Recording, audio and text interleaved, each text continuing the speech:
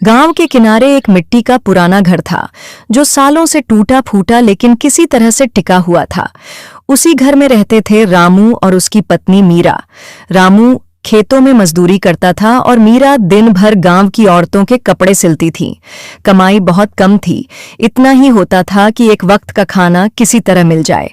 ठंड के मौसम में मिट्टी का घर और भी ठंडा हो जाता था। न ढंग के कपड़े थे, न कंबल, न ही लकड़ियां जलाने को। गांव की औरतें मीरा का अक्सर मजाक उड़ाती थीं। एक दिन कुएं से पानी भरने गई मीरा से बगल की औरत शीला बोली, अरे मीरा, तुम अब भी उस मिट्टी के घर में रहती हो? देखो, हम सबके पक्के घर हैं, हीटर हैं, मोटे कंबल हैं, और तुम्हारा घर तो जैसे सर्दी में खुद कांप रहा हो।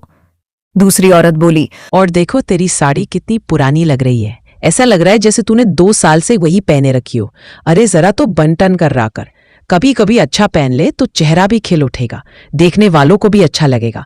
आखिर इंसान का पहला असर उसके पहनावे से ही तो पड़ता है। अगर तू थोड़ा अच्छे कपड़े पहनेगी, साड़ी में थोड़ी नई नई चमक होगी, तो लोग भी तुझे इज्जत की नजर से देखेंगे। मीरा चुपचाप सुनती रही, कुछ बोली नहीं, बस पानी का घड़ा सिर पर रखा और घर लौट आई। रास्ते में उसकी आंखों में आंसू आ गए।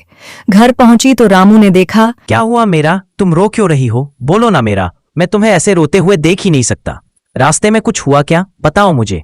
तुम्हारी हालत देखकर मेरा दिल घबरा रहा है। मुझे तुम्हारी बहुत चिंता हो रही है। तुम्हारा हर आंसू जैसे मेरे दिल पर चोट कर रहा है। कुछ तो कहो ताकि मैं तुम्हारा दर्द हल्का कर सकूं। रामू, क्या हम हमेशा इसी मिट्टी के घर में रहेंगे? ये टूटी दीवारें, ये सीलन, ये गरीबी, क्या ये कभी हमारा साथ नहीं छोड़ेगी? रोज रोज का ये संघर्ष कब खत्म होगा? आज गांव की औरतों ने भी मुझे ताना मार दिया कि मेरे कपड़े मैले हैं। अरे मैं नए कपड़े भी नहीं खरीद सकती क्योंकि हमारे पास पैसे ही नहीं हैं। हर बार दिल में सोचती हूँ कि शायद अगला महीना बेहतर होगा, लेकिन वही टूटी छत। रामू ने उसका हाथ पकड़ा और बोला, मीरा, मैं जानता हूं हमारे पास बहुत कुछ नहीं है, लेकिन एक चीज है जो उन सब के पास नहीं, प्यार। ये मिट्टी का घर हमारे प्यार से बना है। हम ठंड से कांप सकते हैं, लेकिन एक दूसरे के साथ गर्मी का एहसास दे सकते हैं। मीरा मुस्कुरा दी, लेकिन मन कहीं गुम था। उसी रात गांव में तेज आंधी आई, इतनी तेज कि कई पक्के घरों की छतें उड़ गईं। शीला और बाकी औरतों के घरों में पानी भर गया। आगे बढ़ने से पहले जो अपनी मां से प्यार करता है, चैनल को सब्सक्राइब कर दे।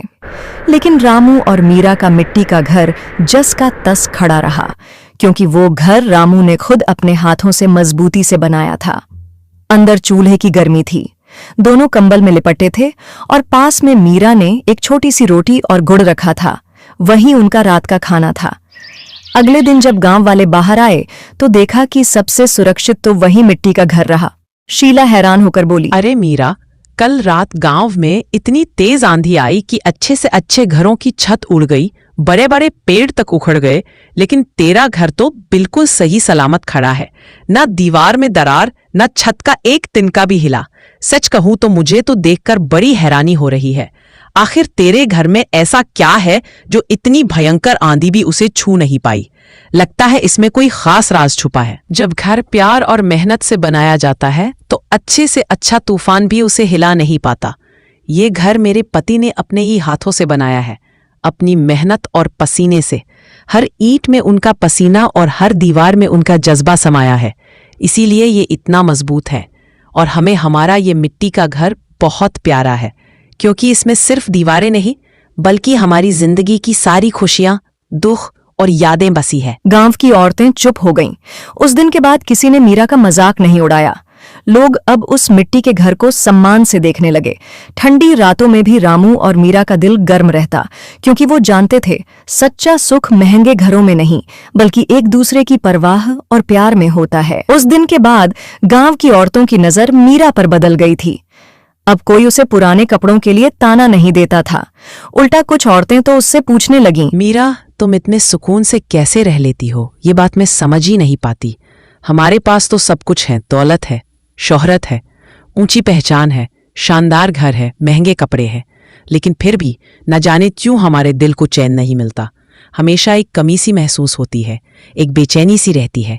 लेकिन तुम्हारे पास ना अच्छा घर, ना अच्छे कपड़े, बस एक पुराना सा मिट्टी का घर जिसकी दीवारों में दरारें हैं और छत पर घास फूस की परत, फिर भी तुम्हारे चेहरे पर हमेशा एक सुकून और खुशी की चमक रहती है। सुकून और खुशी का रिश्ता कभी दौलत और शोहरत से नहीं रहा, ये तो दिल की तसल्ली और अपनेपन से आता है।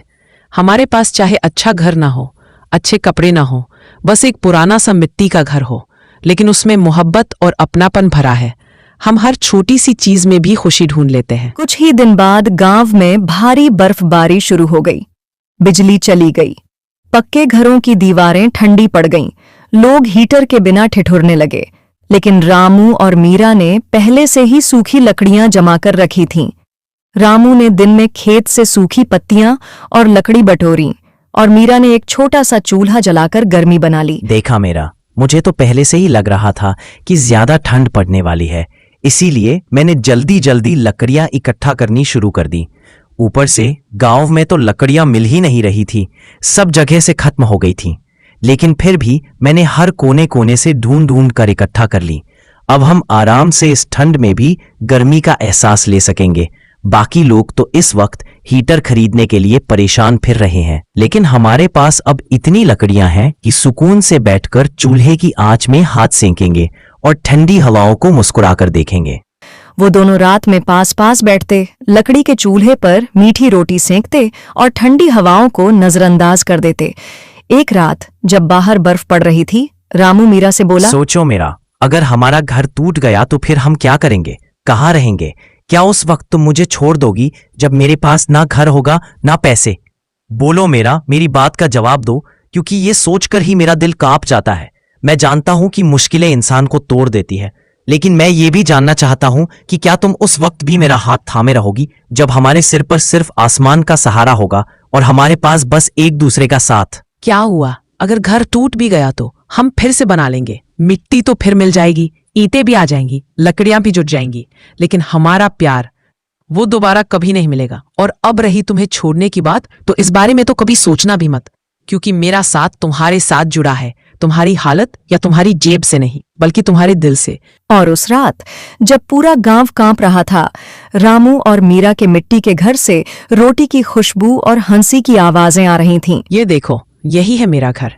मैं कब से तुम्हें अपने घर बुलाना चाह रही थी, बस हिम्मत नहीं जुटा पा रही थी। आज तुम आई हो तो सबसे पहले मुझसे एक बात का वादा करो, मुझे माफ कर दो मेरा, तुम सच में बहुत अच्छी हो। घर में हर रोज वही पारंपरिक खाना बनता, सादा दाल चावल रोटी सब्जी। फिर एक दिन राजू की शादी हुई। उसकी दुल्हन बनी थी नेहा, एक चुलबुली, पढ़ी लिखी, शहर में पली बढ़ी लड़की। नेहा बहुत संस्कारी थी, लेकिन एक चीज का उसे बहुत ज्यादा शौक था, मैगी। हाँ, वही 2 मिनट में बनने वाली मसालेदार मैगी, जिसे वो तरह तरह से बनाती थी, कभी हरी मिर्च और टमाटर के साथ, कभी मटर और पनीर डालकर, तो कभी गरम गरम सब्जियों में लपेटकर। शादी के अगले दिन सुबह सुबह सासू माँ ने कहा, शारदा देवी, बहू आज तुम्हारा पहला खाना है, कुछ बढ़िया बनाओ। नेहा मुस्कुराई और बोली, नेहा जी माँ जी, जैसा आप कहें। लेकिन नेहा ने किया कुछ अलग। वो गई रसोई में और एक बड़ी कढ़ाई में तेल गरम किया, ढेर सारी कटी सब्जियां डाली, मसाले छौंके और फिर खोल दिया मैगी का फैमिली पैक। खुशबू ऐसी फैली कि सास ससुर और पति तीनों खींचे चले आए। हरिशंकर जी, अरे बहू ये क्या पका रही हो, कुछ तो अलग ही खुशबू है। शारदा देवी, लगता है कोई होटल वाला खाना है। राजू हंसते हुए, माँ पापा बस चखिएगा एक बार। नेहा ने सबको थालियों में गर्मा गर्म मैगी परोसी। आगे बढ़ने से पहले जो अपनी माँ से प्यार करता है, चैनल को सब्सक्राइब कर दे। सास ससुर पहले थोड़े हिचकिचाए। शारदा देवी, हमने तो कभी ऐसा खाना नहीं खाया, पर ठीक है, एक निवाला ले ही लेते हैं। जैसे ही उन्होंने पहला कौर लिया, उनकी आंखें चमक उठीं। हरिशंकर जी, अरे वाह, ये तो बड़ा ही स्वादिष्ट है, इसमें तो मजा आ गया। शारदा देवी, इतनी सब्जियां, मसाले और स्वाद, बहू तुमने तो दिल जीत लिया। राजू तो पहले से ही मुस्कुरा रहा था, उसे तो पता ही था कि उसकी नेहा की मैगी का कोई जवाब नहीं। अब तो हर रविवार को घर में मैगी स्पेशल दिन घोषित हो गया। लेकिन बात यहीं नहीं रुकी, गांव में चर्चा होने लगी। गांव की औरतें, शर्मा जी के घर नई बहू आई है जो होटल जैसे खाने बनाती है। कोई बोला, अरे मैंने सुना वो कुछ 2 मिनट में बना देती है और सब उंगलियां चाटते रह जाते हैं। बच्चे, हमें भी उसी बहू की मैगी खानी है। धीरे धीरे नेहा की मैगी पूरे गांव में फेमस हो गई।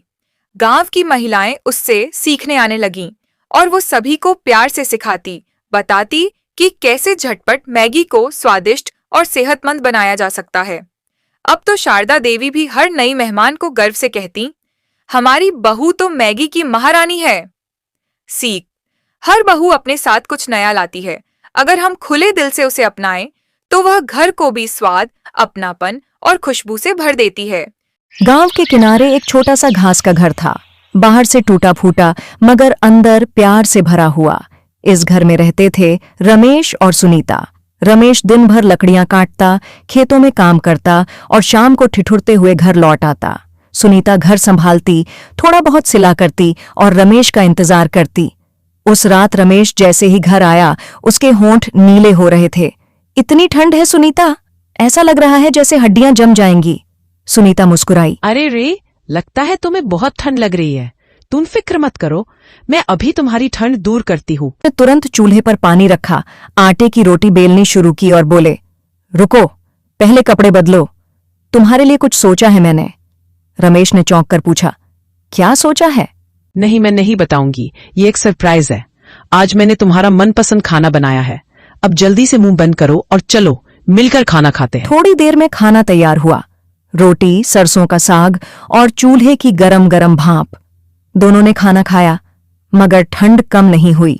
दीवारों से हवा सीधे अंदर घुस रही थी। अरे वाह, तुम्हारे हाथों का सरसों का साग तो एकदम लाजवाब है।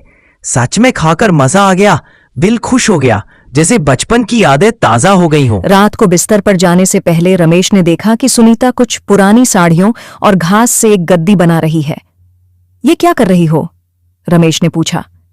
हमारे पास दीवारों को बंद करने के लिए ईंटें तो नहीं हैं, लेकिन घास है, पुराने कपड़े हैं। मैं सोच रही थी, क्यों ना इनसे घर की दीवारों को अंदर से बंद कर दें। रमेश मुस्कुराया। अच्छा आइडिया है। अगले 2 दिन दोनों ने मिलकर घर के अंदर की दीवारों को पुराने कंबलों, बोरी और सूखी घास से ढक दिया। छत के नीचे भी कुछ बोरी टांग दी ताकि हवा सीधे न आए।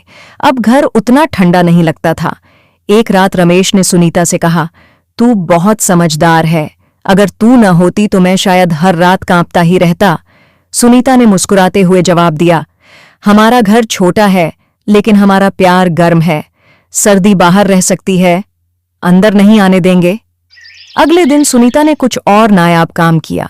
उसने देखा कि रसोई के कोने में रखी पुरानी चाय की केतली अब भी सही हालत में थी। उसने उसमें तेल डाला, बाती लगाई और एक एक कमरे में रख दी। अब कमरा हल्की रोशनी और थोड़ी गर्मी से भर गया। रमेश हैरान था। अरे वाह बेबी, तुमने ये सब कैसे कर लिया? सच में कमाल कर दिया। घर तो एकदम गर्म और आरामदायक हो गया है। ऐसा लग रहा है जैसे ठंडी के मौसम में गर्मियां आ गई हों। बस कर दिया। अब ये मत पूछो कि मैंने कैसे किया, क्योंकि ये एक सीक्रेट है। मैंने ये सब सिर्फ इसलिए किया क्योंकि तुम इतनी ठंड में इधर उधर कुछ गर्म तलाशते रहते थे और तुम्हें यूं ठिठुरते हुए देखना मुझे बिल्कुल भी अच्छा नहीं लगता था। उस रात दोनों पहले से ज्यादा सुकून से सोए, लेकिन किस्मत को शायद इतनी आसानी मंजूर नहीं थी। अगली सुबह बहुत तेज हवा के साथ बारिश भी शुरू हो गई। छत से बूंदें टपकने लगीं। रमेश भागा और बोला, घास भीग गई तो सब कुछ गीला हो जाएगा, सब ठंडा हो जाएगा। मगर सुनीता डरने वाली नहीं थी। उसने बोरी, प्लास्टिक की बची हुई थैलियां और पुराने पॉलीथीन समेटे। ये देखो रमेश, मैंने हमारे घास के घर को पॉलीथीन से ढक दिया है। अब हमारे घर में पानी नहीं घुसेगा। अरे वाह मेरी बीवी, तुम तो बहुत होशियार निकली। मैं बहुत खुश हूँ। एक छोटी लड़की रिया छतरी लेकर दौड़ रही थी। अचानक उसका पैर फिसल गया और वो गिर पड़ी। उसके हाथ में मिट्टी से ढका एक पत्थर आ गया जो अजीब तरह से चमकने लगा। रिया हैरान होकर बोली, अरे ये क्या आ गया मेरे हाथ में और ये चमक क्यों रहा है इतना? तभी आसमान से गहरी आवाज गूंजी, जो भी इस पत्थर को पाएगा उसे मिलेगा एक अनोखा वरदान। पर सावधान, हर वरदान की एक कीमत होती है। गांव के किनारे पर रिया अपनी बीमार मां के साथ रहती थी। सावन की पहली बारिश शुरू हुई थी। सारे बच्चे मस्ती कर रहे थे, लेकिन रिया दुखी थी क्योंकि उसकी मां कई दिनों से बिस्तर पर थी। रिया ने धीरे से कहा, काश ये बारिश मेरी माँ को ठीक कर पाती तो कितना अच्छा होता, पर ऐसा मुमकिन नहीं। बारिश में खेलते खेलते रिया खेतों की तरफ चली गई। तभी उसका पैर फिसला और मिट्टी से ढका वही चमकता हुआ पत्थर उसके हाथ में आ गया। जैसे ही उसने पत्थर उठाया, बारिश की बूंदें अचानक सुनहरी होने लगीं। फिर वही आवाज आई, जिसके पास ये पत्थर होगा वह एक मनोकामना मांग सकता है, पर सोच समझकर मांगना। हर जादू की एक कीमत होती है। रिया डर के मारे पत्थर लेकर घर भागी। उसकी माँ ने देखा और मुस्कुराकर पूछा, अरे बेटे, ये क्या लेकर आई हो तुम? रिया ने सब कुछ बता दिया। माँ ने धीरे से कहा, पर बेटा, ऐसा मुमकिन नहीं है, जादू से कुछ भी बदलना मुमकिन नहीं। लेकिन रिया रोने लगी। हे जादुई पत्थर, प्लीज मेरी माँ को ठीक कर दो। मैं कुछ भी करने के लिए तैयार हूँ, बस मेरी माँ को एक बार ठीक कर दो प्लीज। अचानक हवाओं का तूफान चला। घर की खिड़कियां अपने आप खुल गईं। बारिश की सुनहरी बूंदें उसकी माँ पर गिरने लगीं। धीरे धीरे माँ ने आंखें खोलीं और उठकर बैठ गई। माँ ने हैरान होकर कहा, अरे रिया, ये चमत्कार कैसे हुआ? देखो, मैं ठीक हो गई हूँ। मैं बिल्कुल ठीक हूँ। मुझे बहुत खुशी हो रही है। ये सब कैसे हुआ? रिया ने खुशी से पत्थर दिखाना चाहा, लेकिन पत्थर उसके हाथ से गायब हो चुका था। सिर्फ उसकी हथेली पर सुनहरी बारिश की एक बूंद बची थी, जो धीरे धीरे मिट्टी में समा गई। गांव वाले कहते हैं कि सावन की पहली बारिश में वो जादुई पत्थर आता है, लेकिन वो सिर्फ उसी को मिलता है जिसकी इच्छा अपने लिए नहीं, बल्कि किसी और की खुशी के लिए होती है। रिया ने अपनी माँ को गले लगाया और आसमान की तरफ देखा। शुक्रिया जादुई बारिश, तुमने मेरी माँ को ठीक कर दिया। मैं तुम्हारी एहसानमंद हूँ। आज मैं बहुत खुश हूँ। बारिश थम चुकी थी, लेकिन हवा में अब भी एक रहस्यमयी गूंज थी। हर नेक दिल को उसका वरदान मिलेगा, बस इंतजार करो उस जादुई बारिश का। माँ, फिर से ये मत कहना कि मैं गलत हूँ। गलत? गलत नहीं, तू हमेशा वही करती है जो मुझे तोड़ दे। बारिश की तेज बूंदें टिन की छत पर पड़ रही थीं। छोटे से मिट्टी के घर में भीगती हवा घुस रही थी।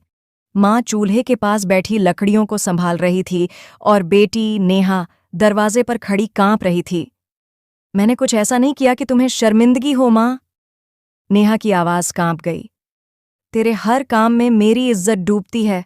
क्या तू भूल गई हम कौन हैं? ये दुनिया हमारे लिए कितनी सख्त है। माँ ने गुस्से में कहा, माँ, मैं बस अपने सपनों के लिए लड़ी हूं। क्या ये गलत है? माँ हंसी, मगर वह हंसी दर्द से भरी थी। सपने? हमारी औकात में सपने देखने की इजाजत किसने दी तुझे? तेरे बाप ने भी सपने देखे थे और आधे पेट मर गया। तू भी उसी राह पे जाएगी। नेहा की आंखों में आंसू आ गए। तो क्या मैं भी तुम्हारी तरह हर ख्वाहिश को दबा दूं? क्या मैं भी इस बारिश की तरह बहते बहते मिट्टी में मिल जाऊं? माँ ने अचानक लकड़ी पटक दी। मत बोल ऐसे, तू मेरी जान है, लेकिन तेरे हर शब्द से लगता है तू मुझसे दूर जा रही है। तू समझती नहीं नेहा, मैं हर रात डरती हूं कि कहीं ये दुनिया तुझे मुझसे छीन न ले। नेहा धीरे से माँ के पास आकर बैठ गई। माँ, मैं दूर नहीं जा रही, मैं बस इतना चाहती हूं कि ये दुनिया मुझे देखकर कहे कि मैं तुम्हारी बेटी हूं। माँ की आंखें भर आईं। उसने नेहा का गीला चेहरा अपने कांपते हाथों में ले लिया। तू मेरी जान है, लेकिन वादा कर, चाहे कितने भी सपने देख, अपने पांव कभी मिट्टी से मत उठाना। नेहा ने मुस्कुराते हुए कहा, वादा करती हूं माँ, सपने भी तुम्हारे होंगे और उड़ान भी। बारिश की बूंदें जैसे उस वक़्त आशीर्वाद बनकर गिर रही थीं। माँ बेटी का दर्द और प्यार उसी भीगी रात में एक दूसरे में घुल गया। बहुत समय पहले की बात है। एक छोटा सा गांव था, धर्मपुर। वही मिट्टी की सोंधी खुशबू, वही सुबह की गौरैया की चहचहाहट। इस गांव में एक बच्चा रहता था। नाम था रामू। रामू का बचपन आसान नहीं था।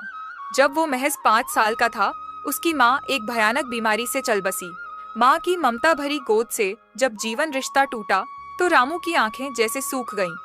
उसके पिता शंभू, जो गांव के एक मामूली किसान थे, कुछ साल तक बेटे के साथ जीते रहे, लेकिन दुख, गरीबी और अकेलापन जब दिल पर हावी हुआ, तो एक सुबह वो चुपचाप गांव से चले गए। किसी ने कहा, शहर काम ढूंढने गए हैं। लेकिन फिर कभी लौटे नहीं। अब रामू बिल्कुल अकेला था। उसी गांव के पुराने शिव मंदिर के पास एक झोंपड़ी थी। वहीं रहा करता था रामू। मंदिर के पुजारी हरिराम बाबा एक वृद्ध, साधारण लेकिन दयालु इंसान थे। उन्होंने रामू को देखा और उसका हाथ थामा, उसे खाना दिया, कपड़े दिए और रहने को छत।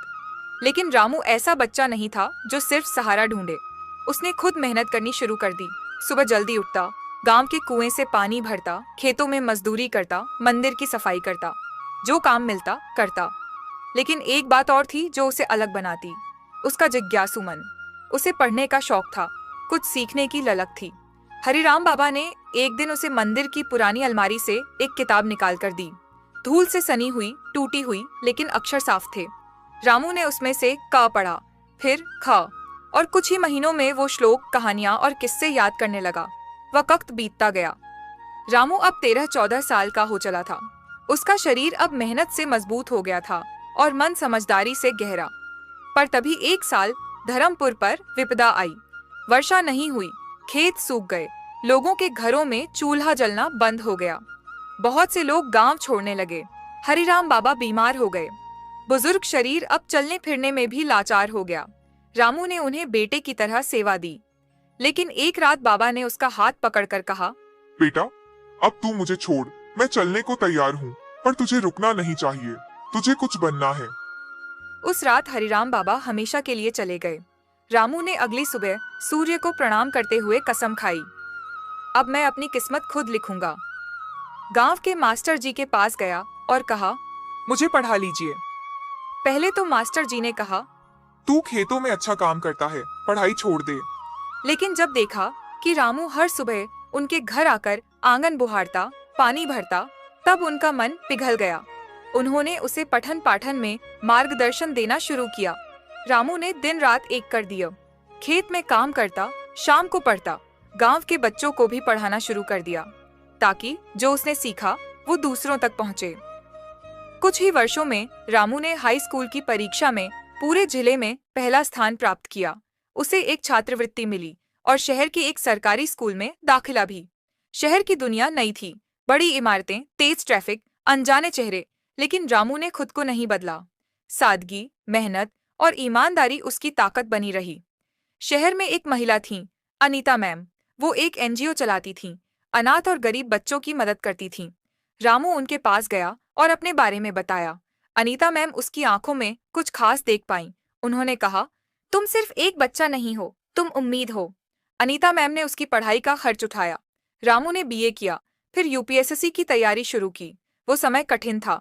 कभी खाने के पैसे नहीं होते तो कभी किराए के लिए सोचना पड़ता, लेकिन रामू ने हार नहीं मानी। 3 साल की मेहनत के बाद एक दिन जब परिणाम आया, पूरे भारत में उसका चयन आईएएस पद के लिए हुआ। गांव में जब ये खबर पहुंची, धर्मपुर के लोग खुशी से झूम उठे। जिस रामू को सब अनाथ कहते थे, वही अब गांव का गौरव बन चुका था। पहली पोस्टिंग चुनने का मौका मिला तो रामू ने बिना झिझक कहा, मुझे धर्मपुर भेजिए। जब रामू सरकारी गाड़ी में बैठकर गांव आया तो लोग उसे देखकर दंग रह गए। गांव के किनारे एक छोटा सा घास का घर था, बाहर से टूटा फूटा मगर अंदर प्यार से भरा हुआ। इस घर में रहते थे रमेश और सुनीता। रमेश दिन भर लकड़ियां काटता, खेतों में काम करता और शाम को ठिठुरते हुए घर लौट आता। सुनीता घर संभालती, थोड़ा बहुत सिला करती और रमेश का इंतजार करती। उस रात रमेश जैसे ही घर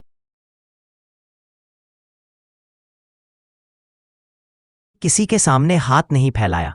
रघु ने हालात से हार मानने के बजाय हर जगह काम ढूंढा। हाँ अमन, मैंने सुना है, और सच कहूं तो अब मेरा भी दिल करता है कि हम भी ऐसे गांव में रहें। शहर की भाग दौड़, शोर शराबा और कृत्रिम जिंदगी अब मुझे अच्छी नहीं लगती। अब तो हमारी शादी हो गई है और मैं चाहती हूं कि हम दोनों मिलकर गांव में शिफ्ट हो जाए। वहां की हरी धरी खेतों में सुबह की ठंडी हवा महसूस करे, मिट्टी की खुशबू में सांस ले, भैंसों को पाले, उनके दूध से मक्खन और घी बनाए, मुर्गियां पालें और ताजे अंडे खाएं। हम भी उनकी तरह साधारण, सच्ची और मेहनत भरी जिंदगी जिए, जहां न दिखावा हो न लालच, बस प्यार, अपनापन और सुकून हो। तुम्हारी ये बात सुनकर मेरे दिल को सच्ची में सुकून मिला। मैं भी अब इस शोर शराबे वाले शहर में नहीं रहना चाहता। यहाँ बस भीड़ है, प्रदूषण है और दिखावे की जिंदगी है। गांव में जाकर हम अपनी नई शुरुआत कर सकते हैं। सुबह खेतों में ओस से भीगी घास पर चलेंगे, खुद फसल बोएंगे और काटेंगे, अपने भैंसों का दूध निकालेंगे, मुर्गियों को दाना डालेंगे। शाम को घर के आंगन में चूल्हे पर रोटियां सेंकेंगी और हम ताजा दूध के साथ खाएंगे। वहां हर दिन हमें अपनेपन और मेहनत का स्वाद मिलेगा, न कि इस शहर की कृत्रिम चमक। और सबसे बड़ी बात, वहां हम अपने सपनों को जी पाएंगे बिना किसी दिखावे के, बस सच्चाई और प्यार के साथ। अमन, तुम्हारी बात सुनकर मेरा मन और भी खुश हो गया। मुझे लगता है हम दोनों सच में गांव में बहुत खुश रहेंगे। वहां न कोई हॉर्न की आवाज होगी, न धुएं का धुंधलका, बस पक्षियों की चहचहाहट और खेतों में हवा की सरसराहट होगी। सुबह हम साथ में खेतों में जाएंगे, मिट्टी में काम करेंगे और शाम को घर के आंगन में बैठकर चाय पिएंगे। मैं भैंसों और मुर्गियों का ध्यान रखूंगी और तुम फसलों का। हमारी मेहनत से जो अनाज और दूध मिलेगा वो हमारे घर की रसोई को भर देगा। सोचो, हमारे बच्चे खुले मैदानों में खेलेंगे, पेड़ों पर चढ़ेंगे और शहर की तरह 4 दीवारों में कैद नहीं रहेंगे। सच कहूं अमन, ये जिंदगी मुझे सपने जैसी लगती है। सादगी। मुझे एक बात बताओ, अगर किसी दिन मेरे पास इधर भी न रहे और बिल्कुल भी पैसे न हो तो क्या तुम मेरा साथ छोड़ दोगी? क्या तुम मुझे अकेला कर दोगी जब दुनिया मुझसे मुंह मोड़ लेगी, जब हालात मुझे तोड़ देंगे, जब जेब में सिक्के नहीं खनकेंगे, जब पेट की भूख आंखों से आंसुओं में बदल जाएगी? तब भी क्या तुम मेरे पास खड़ी रहोगी या फिर तुम भी उन सब की तरह मुझे छोड़कर चली जाओगी? मैं ये सोचकर कांप जाती हूं कि अगर उस दिन तुमने भी मुझसे अपना हाथ खींच लिया तो मेरा सहारा कौन बनेगा, मेरा दर्द कौन समझेगा और मेरी तन्हाई में मुझे कौन थामेगा? सुनो, तुम्हारे साथ मेरा रिश्ता पैसों से कभी नहीं जुड़ा। मेरा रिश्ता तो दिल से जुड़ा है। अगर कभी जेब खाली हो जाएगी तो मैं अपने हाथों से खाना बनाऊंगी। अगर घर की दीवारें टूटी होंगी तो मैं अपने आंचल से तुम्हारे सिर पर छत बना दूंगी। अगर तुम थककर गिर जाओगे तो मैं अपने हाथों से तुम्हें सहारा दूंगी। तुम भूल जाते हो कि जब लड़की ब्याह कर तुम्हारे घर आती है तो वो अपनी दुनिया पीछे छोड़ देती है, अपनी माँ का आंगन छोड़ देती है, अपने पापा का सहारा छोड़ देती है। वो सब कुछ लाकर तुम्हें सौंप देती है ताकि तुम्हारे साथ मिलकर नया संसार बना सके। तो फिर मैं कैसे सोच सकती हूँ कि सिर्फ पैसों के न रहने से तुम्हारा साथ छोड़ दूं? एक दिन ऐसा आएगा जब मैं बहुत गरीब हो जाऊंगा। शायद मेरे पास ना अच्छा घर होगा, ना पहनने के लिए अच्छे कपड़े होंगे, ना खाने के लिए भरपेट रोटी होगी। उस दिन भी क्या तुम मेरे साथ रहोगी? देखो, सुख दुख में साथ निभाना आसान नहीं होता। जब जेब में पैसे हों तो सब साथ रहते हैं, लेकिन असली प्यार तो तब दिखता है जब खाली जेब और थका हुआ चेहरा लेकर आदमी अपनी बीवी से कहे कि मुझे मत छोड़ना, मेरे पास भले कुछ ना बचे, लेकिन तुम्हारा साथ ही मेरी सबसे बड़ी दौलत है। तुम्हारा हाथ थामकर जीने की हिम्मत मिलती है और अगर तुम साथ रहोगी तो यह गरीबी भी मुझे भारी नहीं लगेगी, क्योंकि मेरे पास दुनिया की सबसे अनमोल चीज होगी और वह होगी तुम्हारा साथ, तुम्हारा भरोसा और तुम्हारा प्यार। बस इतना वादा कर दो कि चाहे हालात कैसे भी हों तुम मुझे कभी अकेला नहीं छोड़ोगी। तब मैं यह यकीन करके जी लूंगा कि मेरा सब कुछ खोकर भी मैंने अपनी सबसे बड़ी ताकत को संभाल कर रखा है और वह हो तुम, सिर्फ तुम। ये कैसी बातें कर रहे हो? सुनो, अगर तुम्हें लगता है कि मैं तुम्हें सिर्फ पैसों या सुख सुविधाओं के लिए चाहती हूं तो ये तुम्हारी सबसे बड़ी भूल है। मैं तुम्हारे साथ तब भी थी जब हमारे पास कुछ नहीं था और मैं तुम्हारे साथ हमेशा रहूंगी, चाहे हमारे पास कुछ भी ना बचे।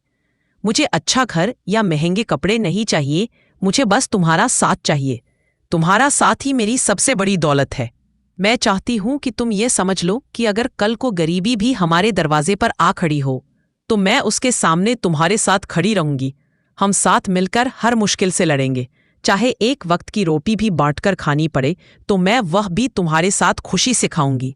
मुझे तुम्हारा हाथ पकड़कर चलना है, चाहे रास्ता कांटों से भरा हो, क्योंकि जब तुम मेरे साथ हो तो दुनिया की कोई ताकत मुझे तोड़ नहीं सकती। मेरा गर्व और मेरा प्यार सिर्फ तुम हो और जब तक मेरी सांसें चलती है तब तक मैं तुम्हें कभी अकेला नहीं छोड़ूंगी, क्योंकि मेरा जीवन तुम्हारे बिना अधूरा है। तुमसे ही मेरी पहचान है और तुम ही मेरी सबसे बड़ी पूंजी हो।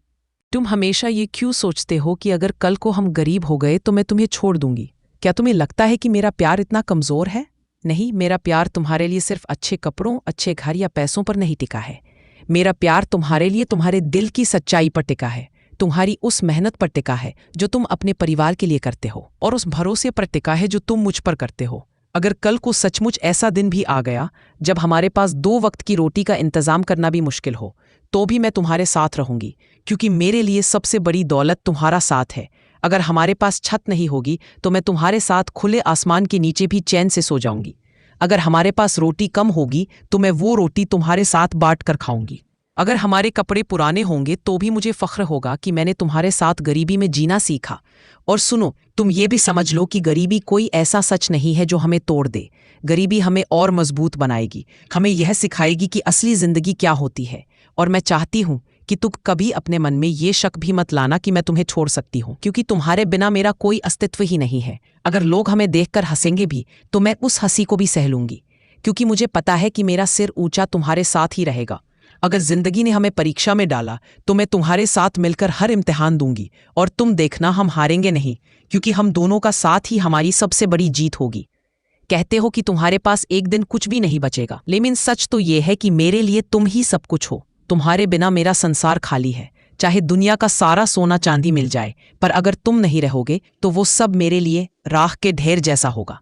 ये कैसी बातें कर रहे हो? सुनो, अगर तुम्हें लगता है कि मैं तुम्हें सिर्फ पैसों या सुख सुविधाओं के लिए चाहती हूं तो ये तुम्हारी सबसे बड़ी भूल है। मैं तुम्हारे साथ तब भी थी जब हमारे पास कुछ नहीं था, और मैं तुम्हारे साथ हमेशा रहूंगी, चाहे हमारे पास कुछ भी ना बचे। मुझे अच्छा घर या महंगे कपड़े नहीं चाहिए, मुझे बस तुम्हारा साथ चाहिए। तुम्हारा साथ ही मेरी सबसे बड़ी दौलत है। मैं चाहती हूं कि तुम ये समझ लो कि अगर कल को गरीबी भी हमारे दरवाजे पर आ खड़ी हो तो मैं उसके सामने तुम्हारे साथ खड़ी रहूंगी। हम साथ मिलकर हर मुश्किल से लड़ेंगे, चाहे एक वक्त की रोटी भी बांटकर खानी पड़े तो